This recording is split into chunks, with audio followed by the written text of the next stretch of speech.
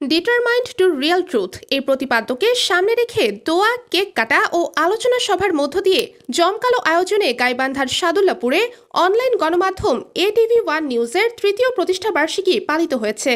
মঙ্গলবার 10 ডিসেম্বর রাতে press club Sadullapur মিলনায়তনে ATV1 নিউজের নিজস্ব প্রতিবেদক মোহাম্মদ উজ্জ্বল হাসান আকন্দের সভাপতিত্বে ও চ্যানেল এসের সাদুল্লাপুর প্রতিনিধি আহসান হাবিব নাহিদের সঞ্চালনায় আলোচনা সভায় বিশেষ অতিথি হিসেবে বক্তব্য রাখেন এশিয়ান টিভির সাদুল্লাপুর উপজেলা প্রতিনিধি আনোয়ারুল ইসলাম আনোয়ার, জাগো 24 নেট স্পোর্টস বাংলার সম্পাদক মাসুদ মোহাম্মদ আনোয়ার, সাবেক বনগ্রাম ইউপি সদস্য শাহ আলম সরকার, সময়ের স্টাফ রিপোর্টার করিম সরকার সৌরভ, পল্লী চিকিৎসক আব্দুল জলিল সহ স্থানীয় গণ্যমান্য ব্যক্তিবর্গ।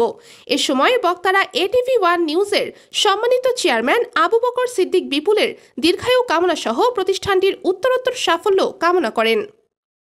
আবিবা আহসান, নিউজ আওয়ার।